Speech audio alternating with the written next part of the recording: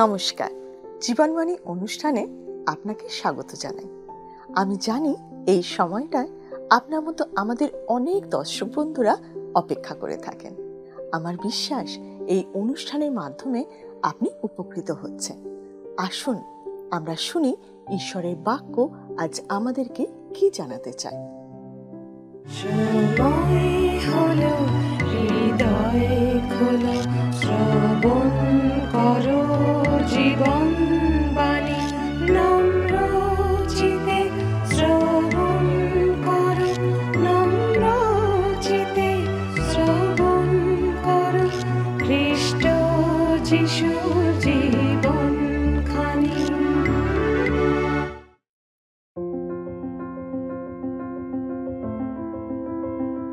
পবিত্র বাইবেলের বিভিন্ন পুস্তকগুলির ধারাবাহিক অধ্যয়নে আমরা বর্তমানে নতুন নিয়মের অন্তর্গত দ্বিতীয় থিসলনিকীয় পুস্তকটি থেকে আলোচনা করছি। নতুন নিয়মে সাধু পৌলের মোট 13টি পত্র অন্তর্ভুক্ত করা হয়েছে। এই পত্রগুলির মধ্যে কালানুক্রমিকভাবে থিসলনিকীয় মণ্ডলীর প্রতি তার দুটি পত্র সবথেকে প্রাচীন, অর্থাৎ সবথেকে আগে লেখা। আমরা এর আগে জেনেছি যে সাধু পৌল এই দুটি পত্র 52 ও 53 খ্রিস্টাব্দে করিন্থে বসবাস করার সময় রচনা করেছিলেন। আমরা আমাদের অধ্যয়নে এই পুস্তকটির 3য় অধ্যায়ে আছি। এই পত্রের সাধু পৌল থিসলনিকীয় মণ্ডলীর বিশ্বাসীদের কাছে প্রভু যীশু খ্রিস্টের দ্বিতীয় আগমনের কিছু গুরুত্বপূর্ণ পর্যায়ে স্পষ্ট করে বলে দিয়েছিলেন। এই বিষয়গুলি নিয়ে আমরা বিগত পর্বগুলিতে বিস্তারিত আলোচনা করেছি। এই পুস্তকের 3য় অধ্যায়ে তিনি তার পত্রের উপসংহার করেছেন, যার প্রথম ভাগ ছিল আমাদের গত পর্বের আলোচ্য বিষয়। পত্রের উপসংহারের প্রথমেই সাধু পৌল থিসলনিকীয় বিশ্বাসী ভ্রাতাদের বলছেন তারা যেন তাদের জন্য প্রার্থনা করে। আমরা এই পত্রের সূচনাতেই দেখেছিলাম যে সাধু পৌল তার নিজের সাথে শিল ও তিমথিওকে পত্রের রচয়িতা রূপে অন্তর্ভুক্ত করেছিলেন। আর উপসংহারে নিশ্চিতভাবে আমাদের বলতে তিনি তার সাথে তাদের দুজনের জন্যেও প্রার্থনা করতে বলেছেন। তিনি তাদের ব্যক্তিগত কোনো লাভের জন্য, কোনো উপকারের জন্য তাদেরকে প্রার্থনা করতে বলেননি। তারা খ্রিস্টের সুসমাচার যেন দ্রুততার সঙ্গে প্রচার করতে পারেন এবং সেই কাজে তারা যেন ঈশ্বরকেই গৌরবান্বিত করেন, প্রথমত এই বিষয়ে তিনি তাদের প্রার্থনা করতে বলেছিলেন। দ্বিতীয় বিষয় যার জন্য তিনি তাদেরকে প্রার্থনা করতে বলেছিলেন তা হলো যেন তারা অবিশ্বাসী, অশিষ্ট ও মন্দ লোক যারা সর্বদা তাদের এই প্রচারে বাধা দিয়ে আসছে, তাদের থেকে ঈশ্বর যেন তাদেরকে উদ্ধার করেন। সাধু পৌল এই পত্রের উপসংহারে আরেকটি বিষয় তাদের নির্দেশ দিয়েছেন। তিনি তাদেরকে বলেছেন যে তারা যেন ঈশ্বরের বাক্যের প্রতি স্থির থাকে এবং যে ব্যক্তিরা প্রভু যীশু খ্রিস্টে বিশ্বাস করার পরেও অনিয়মিত রূপে চলছিল, তাদের কাছ থেকে ঈশ্বরের বিষয়ে যে শিক্ষা তারা পেয়েছিল সেই মতো চলছে না। বিশ্বাসে স্থির থাকা ব্যক্তিরা তাদের সঙ্গ যেন ত্যাগ করে। আজ আমরা এই অধ্যায়ের শেষ অংশ অধ্যয়ন করব এবং দেখব যে সাধু পৌল তার পত্রের মাধ্যমে থিসলনিকীয় মণ্ডলীর বিশ্বাসীদের আর কি উপদেশ বা নির্দেশ দিয়েছেন। আমাদের আজকের আলোচনা শুরু হবে পুস্তকটির 3য় অধ্যায়ের 8 পদ থেকে। আর লেখা আছে, দেখুন, 3য় অধ্যায় 3 অধ্যায় তার 8 পদ। আর বিনামূল্যে কাহারও কাছে অন্ন ভোজন করিতাম না, বরং তোমাদের কাহারও ভারস্বরূপ যেন না হই, তজ্জন্য পরিশ্রম ও আয়াস সহকারে রাত দিন কার্য করিতাম। বিনামূল্যে কাহারও কাছে অন্ন ভোজন করিতাম না, অর্থাৎ তিনি যা খেতেন তার দাম দিয়ে দিতেন। বরং তোমাদের কাহারও ভারস্বরূপ যেন না হই, তজ্জন্য পরিশ্রম ও আয়াস সহকারে রাত দিন কার্য করিতাম। তার অভ্যাস ছিল যে তার প্রচার কার্যের জন্য তিনি অন্য কাউকে খরচ করতে দিতেন না। আমার বিশ্বাস এই অভ্যাস তার প্রথম যাত্রার ক্ষেত্রে আরও বিশেষ করে প্রযোজ্য ছিল। তিনি কোনো নগরে প্রচারে গেলে তার জন্য কোনো হোটেল ঠিক করা থাকতো না, তার যাতায়াতের খরচও কেউ দিত না, তার জন্য কেউ চাঁদাও সংগ্রহ করতো না। তিনি তার নিজের সমস্ত খরচ বহন করার বিষয়ে খুব সতর্ক ছিলেন। তিনি এই কথা থিসলনিকীয়দের এবং করিন্থীয়দের কাছে বলেছিলেন। এমনকি মণ্ডলীর স্থাপন করার সময় তিনি তাম্বু তৈরি করে তার খরচ চালাতেন। যদিও মণ্ডলীগুলি স্থাপিত হওয়ার পরে সাধু পৌল যখন দ্বিতীয় ও তৃতীয়বারে তাদের কাছে গিয়েছিলেন, তখন কিন্তু তিনি তাদের থেকে দান গ্রহণ করেছিলেন। গালাতীয়রা যেন দান সংগ্রহ করে এই কথা তিনি তাদেরকে স্পষ্ট করে বলে দিয়েছিলেন। তাদের দানের জন্য ফিলিপিওদেরকে তিনি ধন্যবাদ জানিয়েছিলেন। তিনি নিজে তার তৃতীয় প্রচার যাত্রায় জেরুসালেমের দরিদ্র সাধুদের জন্য চাঁদা তুলেছিলেন। নিশ্চিতভাবে খ্রিস্টের আগমনের পরম সত্য সাধু পৌলকে একজন ধর্মান্ধ করে তোলেনি, কিংবা আর্থিক বিষয় সম্বন্ধে অবাস্তব অবস্থান গ্রহণ করতে হয়নি। প্রতি যুগেই কিছু ধর্মান্ধ মানুষ থাকে। বিগত শতাব্দীতে কিছু লোক ছিল যারা খ্রিস্টের প্রত্যাবর্তনের আশা করছিল, তাই তারা তাদের বাড়িঘর, তাদের বিষয় সম্পত্তি বিক্রি করে দিয়ে সাদা চাদরে নিজেদেরকে ঢেকে ছাদের উপরে প্রভুর জন্য অপেক্ষা করত। তাদের অনেক কাজই তাদের ধর্মান্ধ হিসাবে চিহ্নিত করত। যেমন তাদের ছাদের উপরে যাওয়ার কি প্রয়োজন ছিল? প্রভু কি কেবল ছাদের উপর থেকেই মানুষকে আকাশে নিয়ে যেতে পারতেন, ঘরের ভিতর থেকে নয়?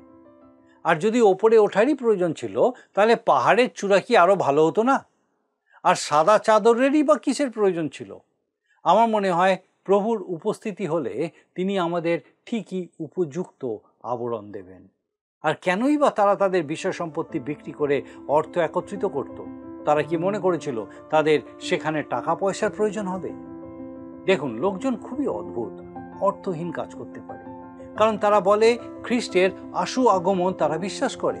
ঘটনা হলো যে বাইবেলে এরকম কোনো ধর্মবিশ্বাস নেই যা আপনাকে আরো কষ্ট করে কাজ করাবে বা খ্রিস্টের জন্য সংবেদনশীল করে তুলবে। আপনি প্রভুর জন্য তার কাজের কোনো একটি পর্যায়ে ব্যস্ত থাকবেন। আপনি জগতের ক্ষেতে ঈশ্বরের বাক্যের কিছু বীজ বপন করে যাবেন, যাতে তারা ফসল ফলাতে পারে। আমাদের যে অধিকার নাই তাহা নয়, কিন্তু তোমাদের নিকটে আপনাদিগকে আদর্শ রূপে দেখাইতে চাহিলাম, যেন তোমরা আমাদের অনুকারী হও। 9 পদে বলছেন সাধু পৌল, লেখা আছে। সাধু পৌল বলছেন একজন প্রেরিত হিসেবে তিনি তাদের প্রভুর দিকে নিয়ে এসেছেন এবং একটি মণ্ডলী স্থাপন করেছেন। তার অধিকার আছে দানের জন্য দাবি করা, কিন্তু তিনি এমন কাজ করেননি যে এই জন্য যে থিসলনিকির বিশ্বাসীদের কাছে একটি উদাহরণস্বরূপ হতে পারেন, যাতে তারা কোনোভাবে ধর্মান্ধ না হয়ে যায়। সাধু পৌল পরিচর্যা কাজকে খুব বাস্তবসম্মত করে তুলেছিলেন। তিনি নিজের হাতে কাজ করে এই কাজের খরচ জোগাতেন, আর সেটা তিনি করতেন যাতে থিসলনিকীয় বিশ্বাসীদের কাছে তিনি একটা উদাহরণ হয়ে উঠতে পারেন। 10 পদে তিনি এই বিষয়ে বলছেন, দেখুন লেখা আছে 10 পদ। কারণ আমরা যখন তোমাদের কাছে ছিলাম তখন তোমাদিওকে এই আদেশ দিতাম যে যদি কেহ কার্য করিতে না চায় তবে সে আহারও না করুক। একজন বিশ্বাসী যিনি প্রভুর প্রত্যাবর্তনের অপেক্ষায় আছেন, তিনি ঘুমিয়ে ঘুমিয়ে স্বপ্ন দেখেন না, বরং তিনি তাঁর একজন কর্মচারী। কাজের বিনিময়ে খাদ্য। তার প্রতিষ্ঠিত মণ্ডলীগুলিতে সাধু পৌল এইরকমই নিয়ম করে দিয়েছিলেন, আর তাই তিনি এখানে বলছেন যদি কেহ কার্য করিতে না চায় তবে সে আহারও না করুক। আজকে আমরা ভাববাণীর ক্ষেত্রে এক ধরনের ধর্মান্ধতা দেখতে পাচ্ছি। ইন্টারেস্টিং বিষয় হলো যে এই পত্রে যা মূলত ভাববাণীর বিষয়ে কথা বলছে তার প্রায় অর্ধেকটাই হচ্ছে ব্যবহারিক বিষয় সম্বন্ধে। তিনি তার মণ্ডলীতে খ্রিস্টের আগমনের ব্যবহারিক দিকটা তুলে ধরছেন। ভাববাণী সম্পর্কে ধর্মান্ধ হওয়া এক বিষয়, আর অন্য বিষয় হলো ভাববাণীর সত্যকে বিশ্বাস করা এবং তারপরে সেটাকে জীবন ধারণের জন্য প্রস্তুত করে তোলা, যাতে সেটা বাস্তবসম্মত ও কার্যকারী হতে পারে। আমাদের অপেক্ষারত হয়ে কাজ করে যেতে হবে। কোনো এক অট্টালিকায় বেড়াতে এসে একজন দর্শনার্থী সেখানকার সুন্দর সাজানো বাগান দেখে মালির খুব প্রশংসা করেছিলেন। তারপর তিনি মালিককে জিজ্ঞাসা করেছিলেন, শেষ কবে এই বাড়ির মালিক এখানে এসেছিলেন? মালি বললেন, প্রায় 10 বছর আগে। দর্শনার্থী ভদ্রলোক তাকে প্রশ্ন করলেন, তাহলে আপনি এত সুন্দর, এত পরিপাটি করে কেন বাগানের যত্ন নিচ্ছেন? এর উত্তরে মালি বললেন, কারণ আমি তার জন্য অপেক্ষা করছি। ভদ্রলোক বললেন, তিনি কি আগামী সপ্তাহে আসবেন? মালি উত্তরে বললেন, তিনি কবে আসবেন সেটা আমি জানি না, যদিও আমার মনে হয় যে তিনি হয়তো আজকেই আসবেন।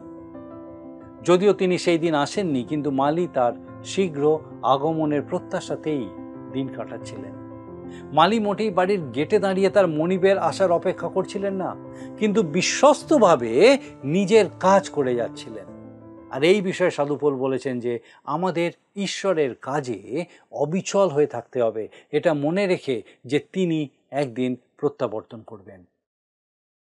যদি কেহ কার্য করিতে না চায় তবে সে আহারও না করুক। দেখুন, থিস্সলুনিকীয়দের মধ্যে কয়েকজন ধর্মান্ধ ব্যক্তি ছিল যারা নিজেদের সব কাজ থেকে সরিয়ে নিয়েছিল আর সিদ্ধান্ত নিয়েছিল যে তারা প্রভুর আগমনের অপেক্ষায় তাদের সব সময়টা ব্যয় করবে। সাধু পৌল লিখেছেন, দেখুন 11 পদ, সাধু পৌল বলছেন, বাস্তবিক আমরা শুনিতে পাইতেছি তোমাদের মধ্যে কেহ কেহ অনিয়মিত রূপে চলিতেছে, কোনো কার্য না করিয়া অনধিকার চর্চা করিয়া থাকে। এই পদে তিনি সেখানকার অবস্থার বিষয়ে বলছেন।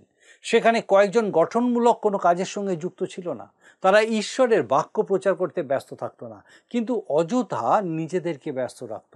তারা নিজেদেরকে এক একটা আপদ করে তুলেছিল এবং থিস্সলুনিকীয় মণ্ডলীতে সমস্যার সৃষ্টি করছিল। একটা বস্তার মধ্যে একটা আলু যদি পচা হয়, সেই পচা আলু সমস্ত আলুকে পচিয়ে দেয়। মণ্ডলীতে একজন ধর্মান্ধ ব্যক্তি মণ্ডলীর সব বিশ্বাসীদের আত্মিক জীবনকে প্রভাবিত করে।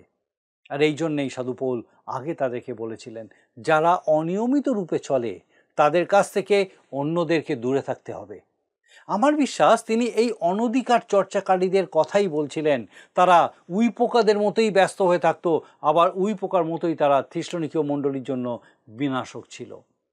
এরপর তিনি 12 পদে বলেছেন, দেখুন লেখা আছে 12 পদ, এই প্রকার লোকদিওকে আমরা প্রভু যীশু খ্রিস্টের নামে আদেশ ও উপদেশ দিতেছি, তাহারা শান্তভাবে কার্য করিয়া আপনাদেরই অন্ন ভোজন করুক। এই উক্তিটাকে খুব একটা আত্মিক শুনতে লাগছে না, কিন্তু খুবই বাস্তবসম্মত লাগছে, তাই নয় কি? এই অনধিকার চর্চাকারী, সমস্যা সৃষ্টিকারী লোকেরা যদি নিজেদেরকে পরিবর্তন করে নিয়ে নিস্তব্ধে গঠনমূলক কাজ করা শুরু করে, তাহলে গড়পড়তা মণ্ডলীগুলির অনেক সমস্যার সমাধান হয়ে যায়। সাধু পৌল বলেছেন যে তারা যেন নিস্তব্ধে কাজ করে আর নিজের চরকায় তেল দেয়। তিনি বলেছেন, দেখুন 13 পদ, আর হে ভাতৃগণ, তোমরা সৎকর্ম করিতে নিরুৎসাহ হইও না। কি অপূর্ব সুন্দর কথা এটা!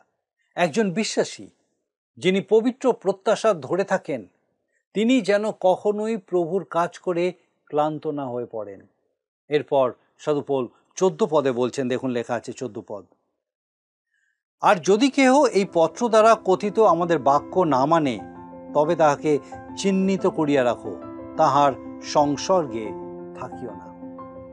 মণ্ডলীর মানুষদের সেখানকার সমস্যা সৃষ্টিকারী মানুষদের থেকে দূরে থাকতে হবে। কিন্তু মণ্ডলীতে অনেক লোকই কম বেশি তাদের অনুমোদন লাভ করার চেষ্টা করে, কারণ তারা চায় না যে এই লোকেরা তাদের বিষয়ে কথা বলে, এই জন্য যে তাদের কথাবার্তা খুব খারাপ। কিন্তু এক মণ্ডলীর পক্ষে সব থেকে ভালো বিষয় হলো পরচর্চা থেকে সরে আসা। 15 পদে সাধু পৌল খুব পরিষ্কার করে বলছেন, যেন সে লজ্জিত হয়, অথচ তাহাকে শত্রু জ্ঞান করিও না, কিন্তু ভ্রাতা বলিয়া চেতনা দাও। মণ্ডলীর বিপদগামী সদস্যকে ফিরিয়ে আনার চেষ্টা করা উচিত। আর শান্তির প্রভু স্বয়ং সর্বদা সর্বপ্রকারে তোমাদিওকে শান্তি প্রদান করুন। প্রভু তোমাদের সকলের সহবর্তী হন। 16 পদে সাধু পৌল শেষ করছেন। কি সুন্দর কথা, তাই না? এই মঙ্গলবাদ আমি পৌল স্বহস্তে লিখিলাম, প্রত্যেক পত্রে ইহাই চিহ্ন আমি এই রূপ লিখিয়া থাকি। 17 পদ। এটি একটি পত্র যা শেষটুকু সাধু পৌল নিজের হাতে লিখেছেন। আমাদের প্রভু যীশু খ্রিস্টের অনুগ্রহ তোমাদের সকলের সহবর্তী হোক। একটি আশীর্বচনের মাধ্যমে এই পত্রটি শেষ হয়। এটা হচ্ছে একটি অপূর্ব সুন্দর পত্রের উপসংহার, যা আমাদেরকে শিক্ষা দেয় যে ধর্মান্ধতা বা অলসতার দিকে চালিত হওয়ার থেকে ভাববাণী বিষয়ে জ্ঞান হৃদয়ে শান্তি এনে দেয়। আজ আমরা থিস্সলুনিকীয়দের প্রতি সাধু পৌলের লেখা দ্বিতীয় পত্রটির অধ্যয়ন এখানেই শেষ করলাম। আমরা দেখলাম যে এই পত্রের দ্বারা সাধু পৌল থিস্সলুনিকীয় মণ্ডলীর বিশ্বাসীদের খ্রিস্টের দ্বিতীয় আগমনের সঠিক সময়ের বিষয়ে অবগত করেছেন। তিনি সুস্পষ্ট করে বলেছেন যে এই আগমন ইতিমধ্যে ঘটে যায়নি।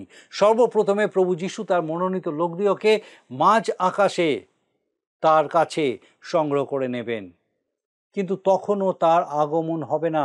তার আগমনের আগে জগতে এক পাপ পুরুষের আবির্ভাব হবে, যে বহু মানুষের সাথে ছলনা করবে, এবং সেই ব্যক্তি যাকে সাধু যোহন খ্রিস্টারই বলেছেন, তার দ্বারা অবশিষ্ট সমস্ত বিশ্বাসীবর্গ এক মহা ক্লেশের সময় প্রবেশ করবে। আর তারপর প্রভু যীশুর আগমন হবে এবং তিনি তার মুখের নিঃশ্বাস দ্বারা সেই ব্যক্তিকে সংহার করবেন। এই পত্রে সাধু পৌল বিশ্বাসীদের বলেছেন তাদের উচিত সেই মহাক্লেশের মধ্যেও তাদের বিশ্বাসে দৃঢ় থাকা এবং শেষ সময় সম্পর্কে মিথ্যা শিক্ষার দ্বারা বিভ্রান্ত না হওয়া। এই পত্রটিতে খ্রিস্টের প্রত্যাবর্তনের অপেক্ষার সময়ে অধ্যাবসায়ের গুরুত্ব, তার প্রত্যাবর্তনের জন্য অপেক্ষায় থাকার গুরুত্ব এবং অকর্মণ্য না থাকার উপরে জোর দেওয়া হয়েছে। এই পত্রের প্রধান বিষয়গুলো আসলে একবার দেখে নিই। প্রধান বিষয়গুলো, প্রথমত ভ্রান্ত শিক্ষা। সেই সময় অনেকেই বিশ্বাস করত যে প্রভুর দিন ইতিমধ্যে এসে গেছে, ফলে সাধু পৌল এই ভুল ধারণাটি সংশোধন করতে চেষ্টা করেছিলেন।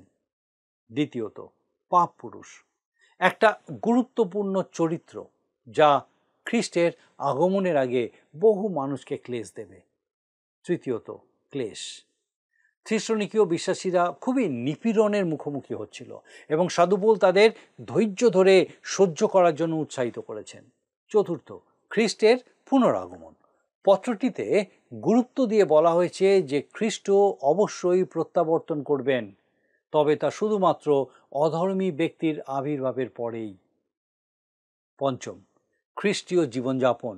সাধু পৌল বিশ্বাসীদেরকে খ্রিস্টের প্রত্যাবর্তনের জন্য অপেক্ষা করার সময় তাদের বিশ্বাসে অবিচল থাকতে এবং কঠোর পরিশ্রম করতে উৎসাহ দিয়েছেন। আমাদের আজকের পর্বের আলোচ্য বিষয় ছিল এই পত্রের তৃতীয় তথা শেষ অধ্যায়, যেখানে সাধু পৌল তার পত্রের উপসংহার করেছিলেন।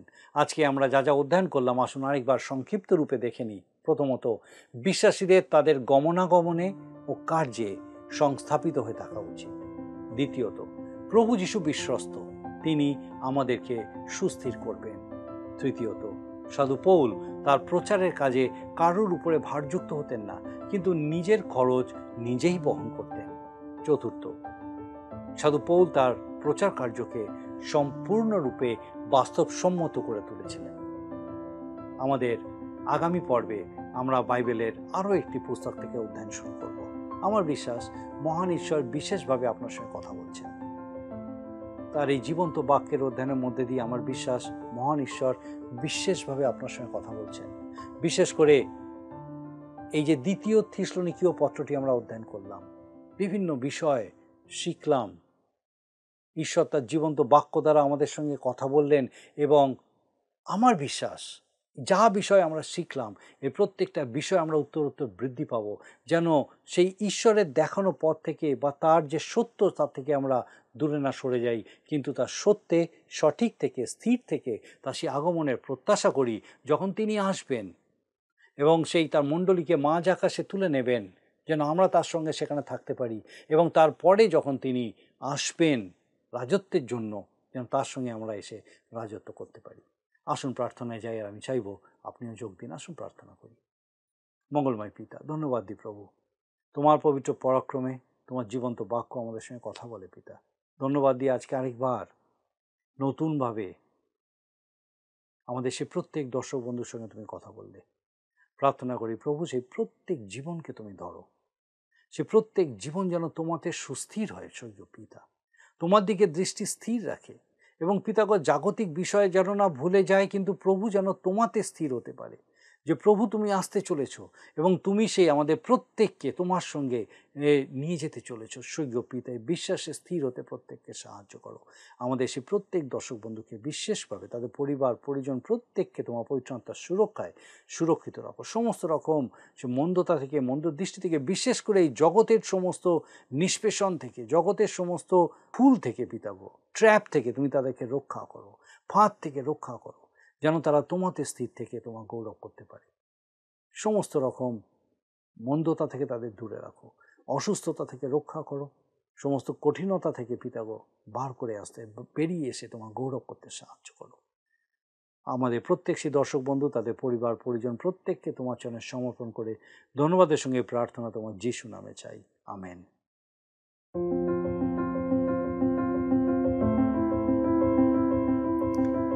আমার বিশ্বাস এই অনুষ্ঠান আপনার নিশ্চয়ই ভালো লেগেছে। ঈশ্বরের বাক্যের এই বিস্তারিত আলোচনার মধ্য দিয়ে ঈশ্বর বিশেষভাবে আপনার সঙ্গে কথা বলেছে। আমরা খুব খুশি হব যদি আপনি এই বিষয় আমাদেরকে আরও বিশদে জানান। একই সঙ্গে আপনার কাছে আমাদের অনুরোধ, আপনার প্রার্থনার বিষয় সকল জানাতে পারেন। আমরা আপনার জন্য নিশ্চয়ই প্রার্থনা করব। আগামী অনুষ্ঠানে আবার দেখা হবে। ঈশ্বর আপনাকে সুস্থ রাখুন ও সুরক্ষিত রাখুন। নমস্কার। আসুন আমরা আজকের প্রশ্ন উত্তরে আসি। গতকালের প্রশ্নের উত্তর অপশন সি, প্রভুর বাক্য যেন দ্রুতগতি ও গৌরবান্বিত হয়। আজকের প্রশ্ন, সাধু পৌল থিসলনিকীয় বিশ্বাসীদের কিসের জন্য নিরুৎসাহ না হতে বলেছেন? অপশন এ সৎকর্ম, বি বাক্য প্রচার, সি অন্নভোজন, ডি এর প্রত্যেকটি। প্রিয় বন্ধু, এই প্রশ্নের উত্তর আগামীকাল সন্ধ্যা 6টার মধ্যে option A, B, C, D সহকারে আপনার নাম ও সম্পূর্ণ ঠিকানা সহ 9433497235 এই নম্বরে SMS বা হোয়াটসঅ্যাপে পাঠাবেন।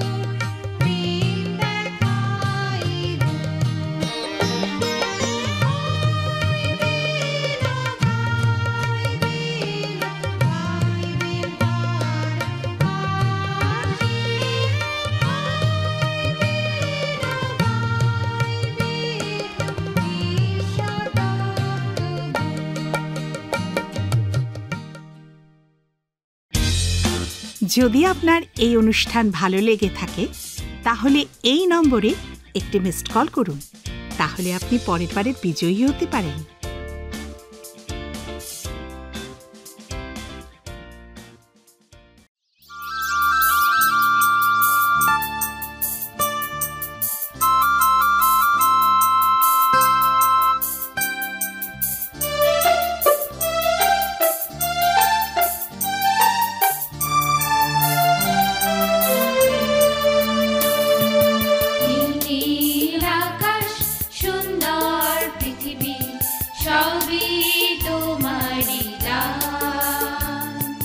সূর্যের আলো চাঁদের জোছনা সবই